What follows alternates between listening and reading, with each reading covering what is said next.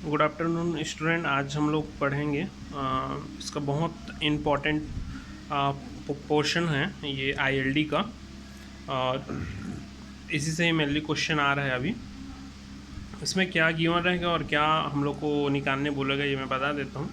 इसमें एक स्पान दिया रहेगा, ठीक, एक स्पान दिया रहेगा ए बी सपोज ले लेते हैं, स्पान ले लेते हैं एल, कोई भी मतलब एक 10 मीटर 20 मीटर 30 मीटर जो भी है, एक स्पान दे दिया रहेगा।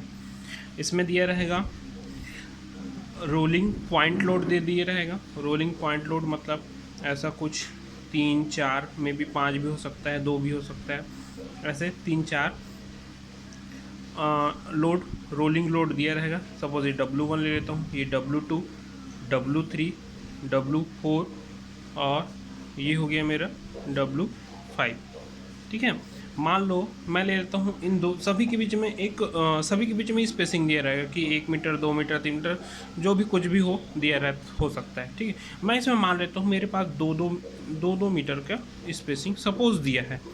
एकदम सभी इक्वल हो ऐसा भी नहीं है, ये 2 मीटर, ये 3 मीटर 4 मीटर 5 मीटर, ये 1 मीटर 2 मीटर कुछ भी हो सकता है, इक्वल भी हो सकता है अनइक्वल भी हो सकता है, ठीक। इसमें क्या बोला रहेगा, फाइंड इसमें बोला रहेगा find load position and find maximum bending moment at section. मतलब कि मेरे को इसमें सेक्शन नहीं दिया रहेगा कि किस सेक्शन के लिए मेरे को बेंडिंग मोमेंट के लिए इन्फ्लुएंस लाइन डायग्राम ड्रॉ करना है और उस पॉइंट पे मेरे को मैक्सिमम बेंडिंग मोमेंट ज्ञात करना है, ठीक है। इसमें कुछ नहीं दिया रहेगा। क्या दिया रहेगा, एक सेक्शन दी मतलब एक स्पान दे दिया रहेगा ए बी, है ना, एल मीटर का जो भी होगा, और एक लोड का रोलिंग लोड दे दिया रहेगा, मूविंग रोलिंग लोड, जो कि लेफ्ट से राइट की ओर मूव करेगा, दिस टू दिस, ठीक है।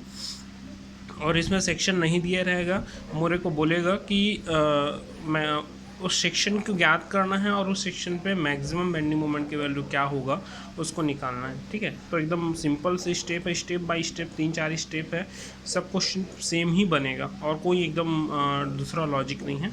चलो पहला स्टेप क्या करते हैं पहला हम लोग क्या करेंगे, हम लोग फाइंड करेंगे सेंटर। पहला स्टेप देखो क्या बता रहा हूँ, सेंटर या पॉइंट वेयर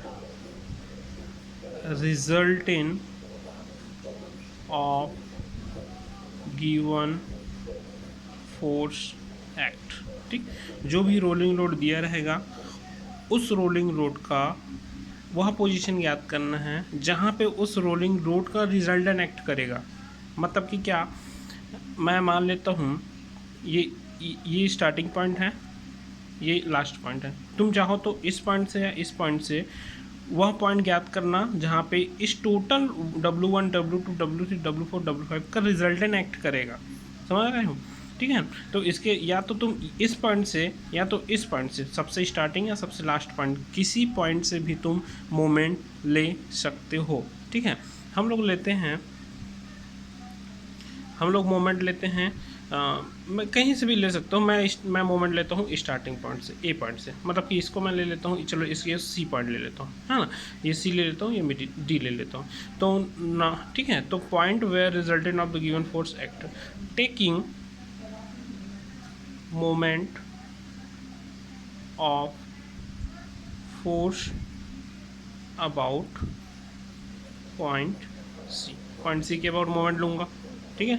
तो W1 इंटू 0 हो जाएगा, कुछ नहीं होगा, तो क्या हो जाएगा W2 into 2 W2 into 2 plus W3 into क्या हो जाएगा 4 plus W4 into 6 plus W5 into 8। इसके अबाउट लूँगा W2 इंटू 2 W3 इंटू 4, यहाँ से यहाँ तक का डिस्टेंस, W4 इंटू यहाँ से यहाँ तक का डिस्टेंस 6, W5 इंटू यहाँ से यहाँ तक का डिस्टेंस 8 हो गया।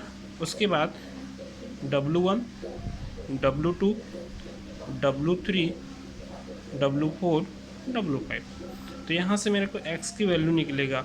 मतलब ये x वह पॉइंट होगा, यहाँ से वो पॉइंट मिल जाएगा x जहाँ पे मेरे को मेरा ये सभी W1 plus W2 W3 W4 W5 का रिजल्टेंट मतलब समीशन ऑफ लोड एक्ट करेगा। समझ आया? यहाँ से मेरा x1 x आ गया, जो भी हो गया, ठीक है ना, x आया।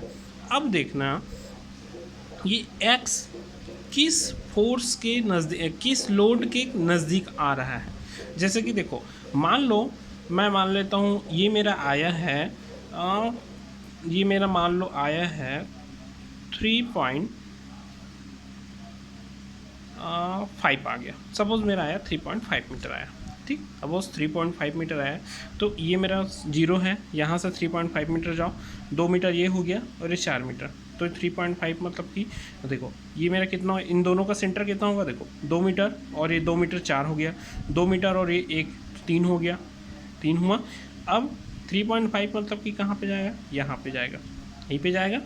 मतलब कि जो 3.5 मीटर मेरा आया है वो किस लोड के करीब है। सेकंड मैं वो देखूंगा, second step, load near to resultant force, ठीक। मतलब कि मेरा जो रिजल्टेंट फोर्स एक्ट कर रहा है वो किस फोर्स के नज़दीक में एक्ट कर रहा है वो देखना है। तो देखो यहाँ से 2 मीटर ये था, ये 4 मीटर, ठीक। मेरे को कितना जाना था 3.5, तो 3.5 तो इसके सेंटर पे गया, तो यहाँ से 3 मीटर हो गया। अब यहाँ से 3.5 जाना है, तो यहाँ से और आधा जाऊँगा, मतलब यहाँ, मतलब कि टोटल क्या हुआ, ये मेरा जो रिजल्टेंट फोर्स आया है वो मेरा W3 के करीब में एक्ट कर रहा है। यही हुआ, W3 के करीब में एक्ट कर रहे हैं। मतलब अब मेरा वो क्या हो गया कि मेरा जो सेक्शन जो होगा, ठीक है, यहाँ पे क्या हो गया, सेक्शन जो होगा वो W3 के अंडर पे ही होगा, ठीक। सेक्शन इज अंडर W3, मतलब W3 लोड जिस पॉइंट पे एक्ट करेगा वही पॉइंट पे मेरा सेक्शन होगा। इतना मेरा अब आ गया, ठीक। अब आगे देखते हैं, ठीक। नेक्स्ट स्टेप क्या करते हैं, थर्ड स्टेप। अब मेरा क्या पता, वो पता चल गया कि W3 के अंदर भी मेरा सेक्शन आएगा, ठीक है। अब क्या करते हैं, देखो एक तुम लोग पहले बीम ड्रॉ कर लेना, जो स्पान है, ठीक है, जो भी L है, ये L हो गया, तो याद रखो L तो मेरे को अभी हाफ जाना है, L/2 चले जाना, L/2, ये मेरा L/2 हो गया, तो ये मेरा L/2 हो गया, यही हुआ। उसके बाद आपको इस लोड को ऐसे इस स्पान पे रखना है कि, क्या बोल रहा हूँ एकदम ध्यान से सुनना, ठीक। सेंटर ऑफ स्पान मतलब कि यहाँ से यहाँ तक, ठीक है, कोइंसाइड विथ सेंटर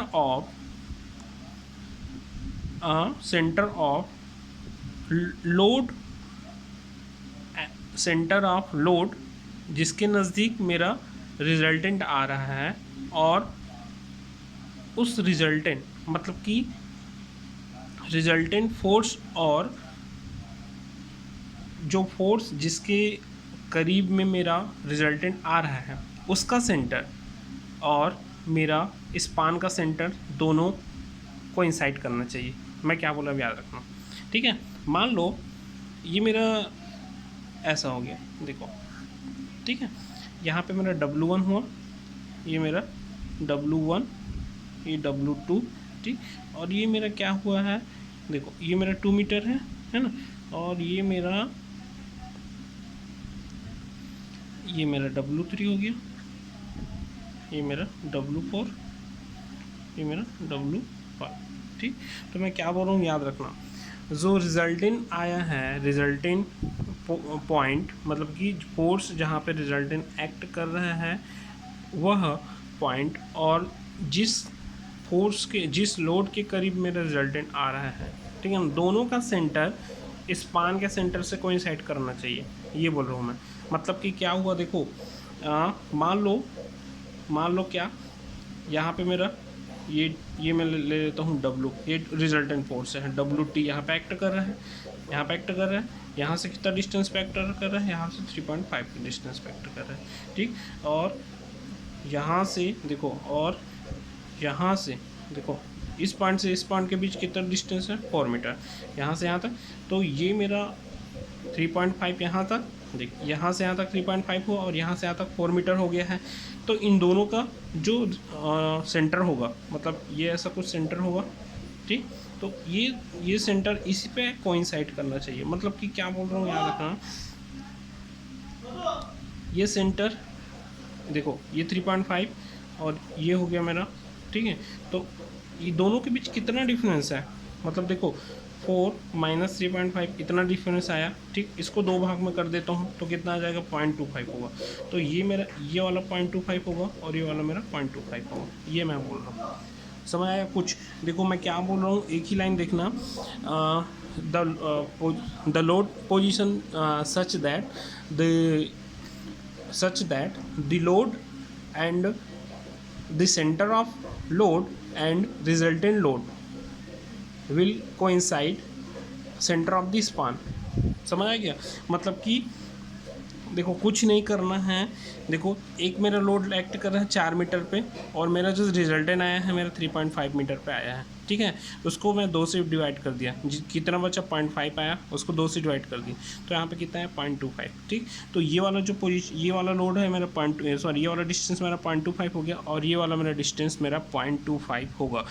ज़्यादा कुछ नहीं सोचना है, ये हो गया।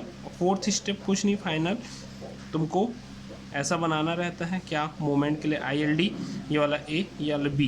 तो अब देखो A क्या होगा, A की वैल्यू क्या हो जाएगा L/2 प्लस ये जो डिस्टेंस आया है वो होगा 0.25, ठीक है। और B की वैल्यू क्या हो जाएगा L/2 माइनस 0.25। मतलब कुछ नहीं, क्या करना है, वह लोड का पोजीशन देख, मतलब कि मैं रिजल्टेंट निकालूंगा और वह रिजल्टेंट किस लोड के करीब में आ रहा है, ठीक है।